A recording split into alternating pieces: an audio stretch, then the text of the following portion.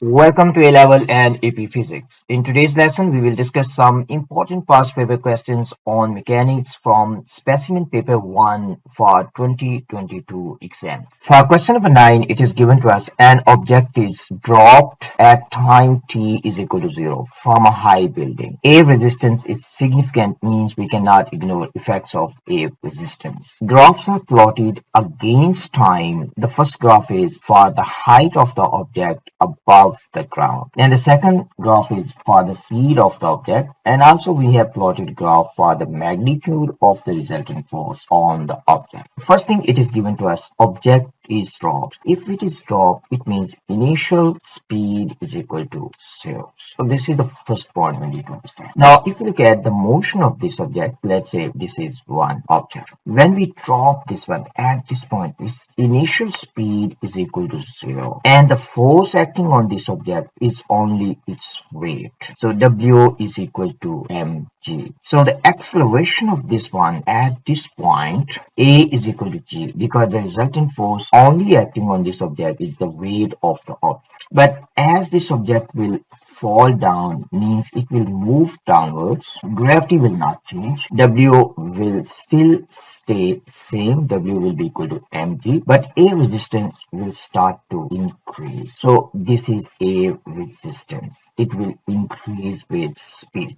And when finally object has reached terminal velocity, so simply we can say W is equal to mg. When object has reached terminal velocity, then A resistance, this will be equal to weight. So simply we can say at that moment when F net is equal to 0, means when mg minus A resistance, this is equal to 0. So simply again I will write down F net here. When F net is 0, it also means that acceleration of the object is equal to 0. So this is very important point. Now we also need to understand, if we have a graph for velocity against time, means VT graph, gradient of VT graph, for VT graph, gradient is equal to acceleration. So this is the first thing we need to understand. For VT graph, gradient is equal to acceleration. So when body has reached terminal velocity, gradient has to be 0. So if you look at this graph now, you can see first of all velocity is increasing. But if you look at the gradient of this one, it is decreasing. And finally, gradient is equal to 0. So it means this is velocity against time graph. So simply we can say this is VT graph. Now we also need to understand, when object has reached terminal velocity, F net has to be 0. So at this point you can see its gradient is 0, means it has reached terminal velocity. So if I draw this dotted line, you can see at this point F net has to be 0. So this graph you can see F net is equal to 0. So it means this graph is for resultant force against time. So simply Z in this case is representing speed of the object.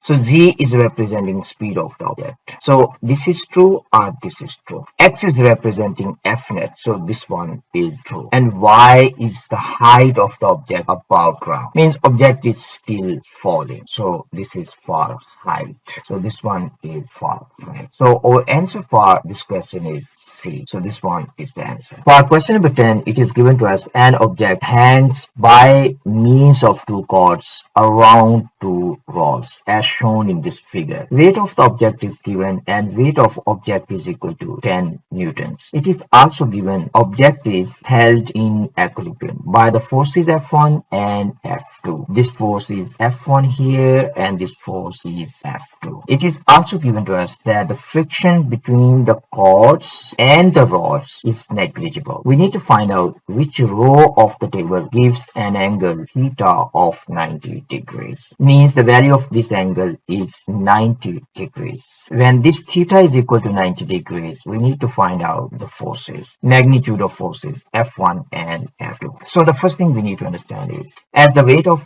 this object is 10 newtons, so the vector sum of these two forces has to be equal to 10 newtons. Before we answer that one, first of all, look at tension in these strings. As this object is not moving down, it means there is a tension upwards. So we can say tension in string 1, let's say this is T1. It simply means that T1 is equal to F1. So here is also tension in the string, so we can draw tension like this. If we look at this second string, as this object is not falling down, so we can say the tension in the second string is T2. So F2 has to be equal to T2 because this object is stationary, so there is no resultant force. So we can also draw here tension, this is T2. Now simply the vector sum of T1 and T2, it has to be equal to 10 newtons. So we can draw here. So this one is T1, so this is T1, and if I draw T2 from here at angle of 90 degrees, so this one is T2, and angle between T1 and T2 has to be 90 degrees. So the vector sum of T1 and T2,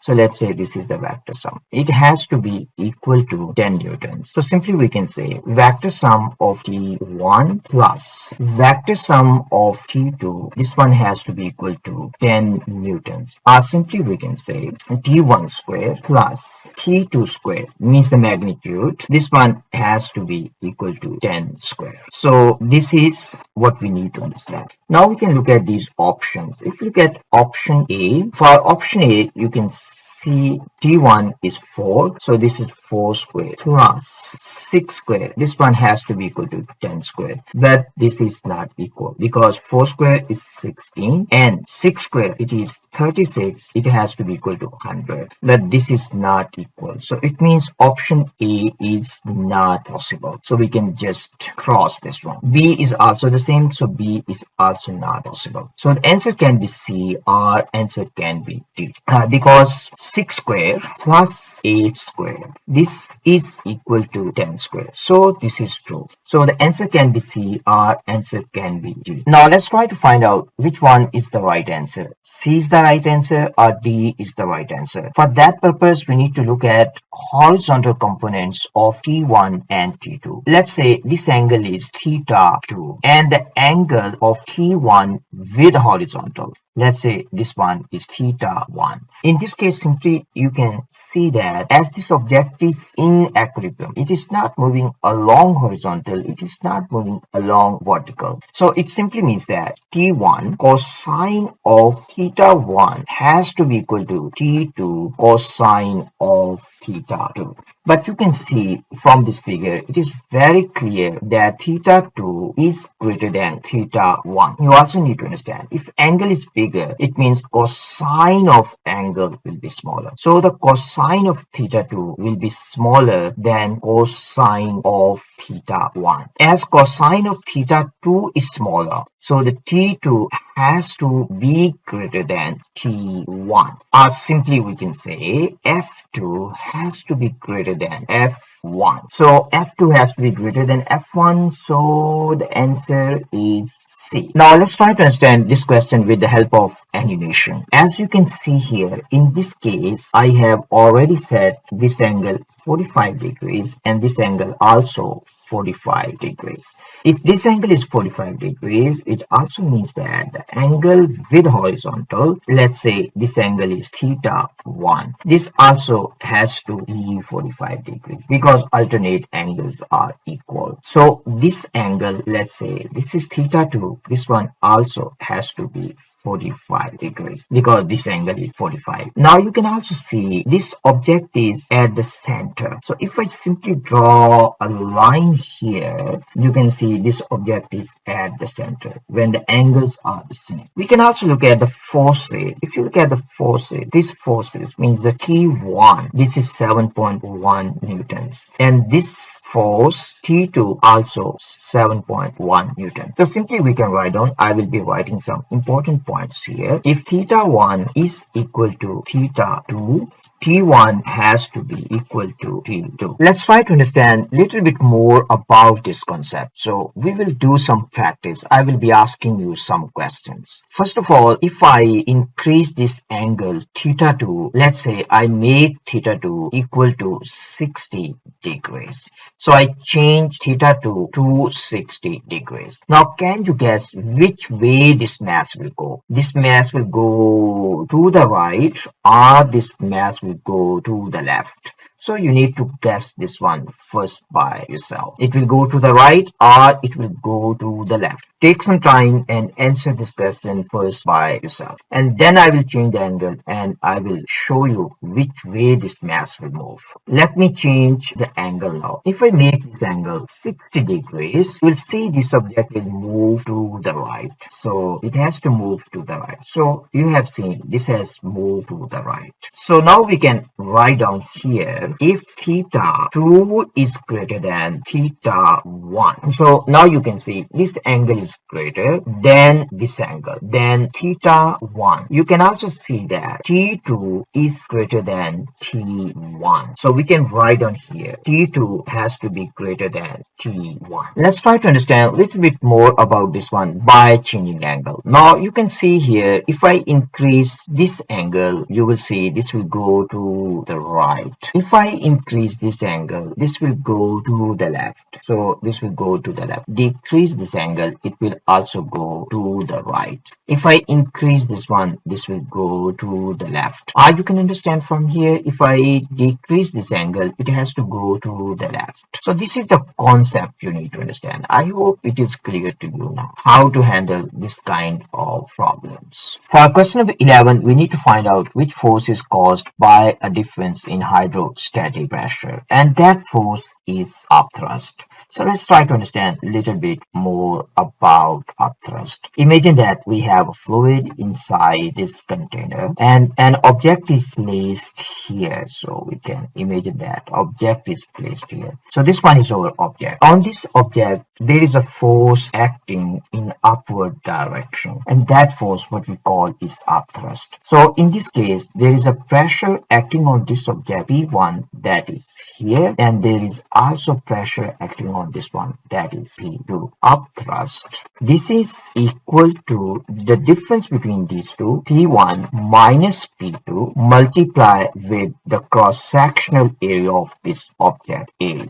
Simply we can say this is equal to delta P times A, and delta P is equal to rho G delta H times A. But if you look at A times delta H, this is equal to volume of this object. So simply upthrust is equal to rho G V, and V is the volume of fluid displaced. So we have to be very clear. This is volume of fluid displaced, but in this case volume of fluid displaced is equal to volume of object, volume of fluid displaced, and rho is the density of fluid. So this is density of fluid.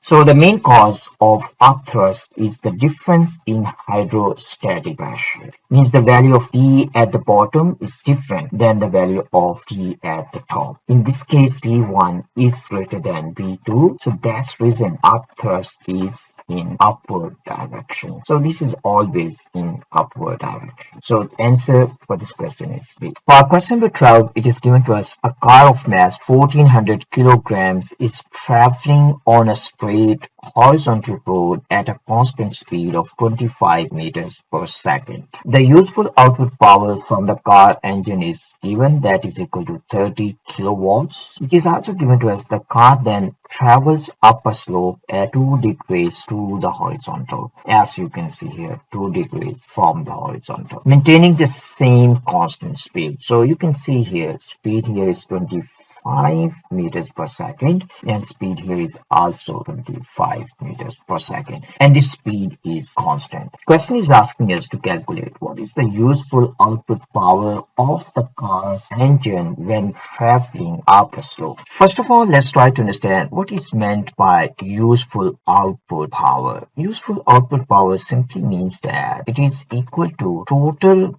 work done by car engine against external external forces, total work done by car engines, simply we can say total work done by car engine against external forces, I will simply say against external forces per second. External forces per second. So that is the P output, means the useful P output of car's engine. So very important point. This is what we need to understand. Now, if you look at case 1, I will say this is case 1 and this one is the second case when the car is on the slope. When the car is on horizontal road, in this case, there is a force by the car engine. That is the forward force. We can say that is the driving force. We can say this is T1. And there are resistive forces due to air resistance and also due to friction. So we will combine these two forces. We will simply say resistive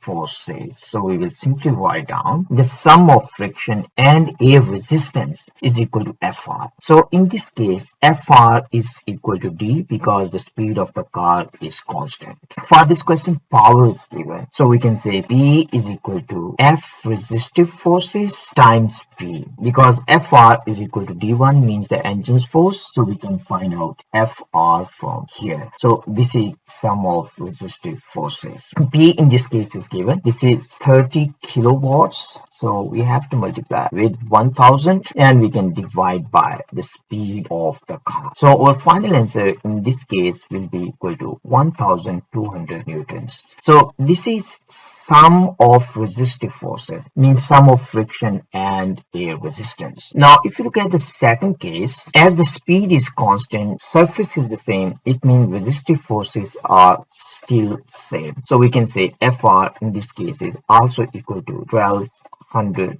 newtons. But as this car is climbing up, is traveling up along the slope, there is also component of the weight that is trying to oppose the motion of the car. Then that force we can say is mg sine of 2 degrees. We can also understand this one by drawing this inclined plane. So this one is over car and gravity on this car is acting down. So this one is the gravity. If this angle is 2 degrees, this angle also will be 2 degrees. So this component of gravity or weight of the car, this is 2 degrees. So this one is 2 degrees. If this is mg, so this one is mg sine of given angle, means 2 degrees.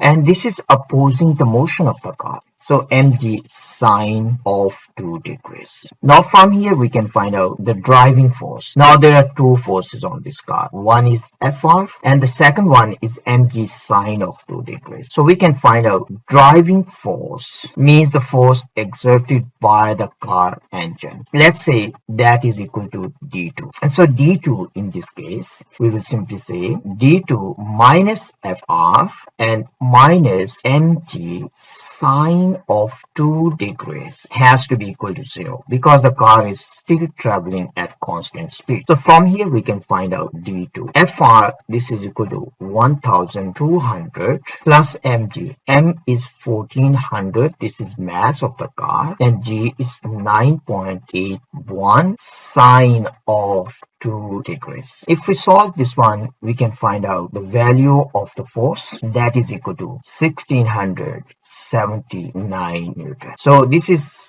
the value of the force exerted by car engine. Now we need to find out P. So the P useful power output by car engine will be simply equal to D2, the force exerted by the car engine times the speed. Force is 1679 newtons. We have to multiply this one with 25. So our final answer in this case is 42 kilowatts. And this is right answer. It has to be greater than 30 kilowatts because there is an external force, means external force is acting against the motion of the the car. So the power output has to be greater because the car is doing more work against external forces. So this one is not possible at all. So we can cancel. This is the best possible answer. So this is the right answer. For question number 13, it is given to us the diagram shows 4 forces applied to a circular object, as you can see here. For this question, we need to find out which O describes the resultant force and resultant torque on the object. So first of all, we will look at forces. We will be talking about vertical direction first. So along vertical, we can write down net force. If we look at forces acting along vertical, we have two forces, 45 newtons. Here we also have 45 newtons. One is up. If we take up is positive, so this force will be positive and this force will be negative. So sum of these two forces is equal to 0 newtons. Now we will look at forces along horizontal, and we will take to the right positive, and we will take to the right positive. So if we look at forces along horizontal, so again we will write down net force. You can see these two forces are acting to the right, and we have taken to the right is positive. So sum of these forces is equal to 60 newtons. So it means resultant force is not equal to 0. So the answer will be A. Our answer will be B. Now let's try to find out the resultant torque. So we can write down here net torque. If you look at this force, so the torque due to this one will be clockwise, but the torque due to this one will be anti-clockwise. So the net torque due to these two forces will be 0 because the same amount of forces and they're acting at the same distance from the center. So the net moment due to these two forces will be equal to 0. So the torque will be 0 due to these two forces. Now if you look at 45 Newton forces, these two forces, they form a couple.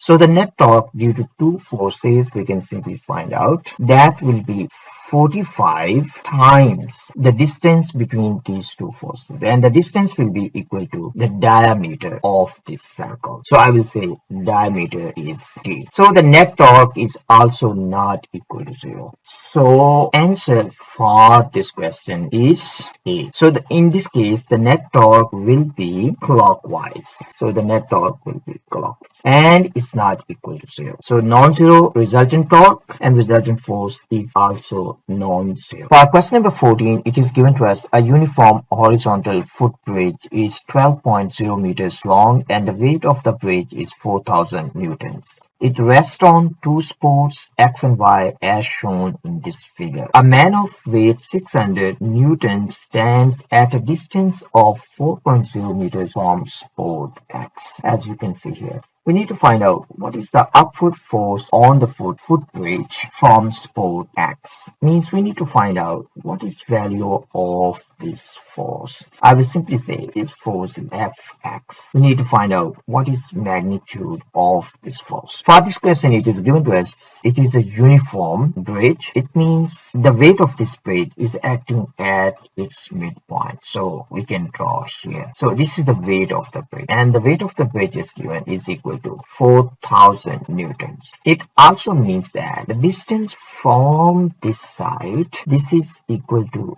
6.0 meters. If you look at support Y will also exert a force on this bridge in upward direction. So this is also normal reaction force from this support. We can say this force Fy. The person is standing at a distance of 4 meters from X. So there is a force acting on this person in downward direction. So we will say this is the weight of the person. And weight of the person is equal to 600 newtons. So the weight of the person is given. So there is a force on the beam. So this is the force on the beam that is acting downwards, and this is equal to 600 newtons. We are talking about forces acting on the beam. So that's the reason the force acting on the beam in downward direction is equal to 600 newtons, and this is equal to weight of the object. You need to understand, gravity is pulling this person down, and this bridge is pushing this person up. So it means this person is pushing down on the bridge with this force. Simply you can understand this force is equal to weight of the person. So that's the reason I have written this is 600 newtons. Now we need to decide our pivot point. In this case, we will take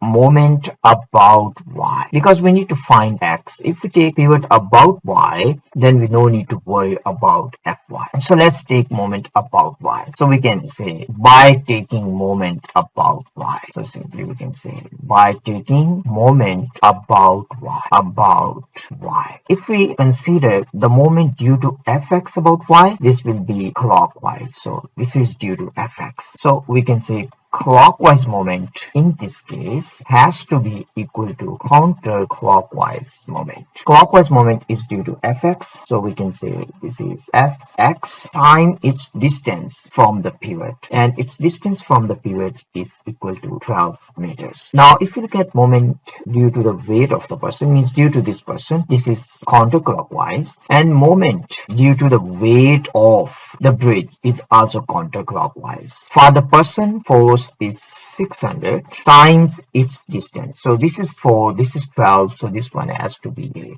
So it is 8 plus due to 4,000. So we can write down 4,000. Distance of this force from the pivot is 6. Now simply we need to solve this one for x. So if we solve this one for fx, we can find out value of force exerted by this support x. So multiply by 6. This has to be divided by 12. So our final answer in this case will be 2,400 newtons. Means this is the force exerted in upward direction by support x. So the answer is C for this question.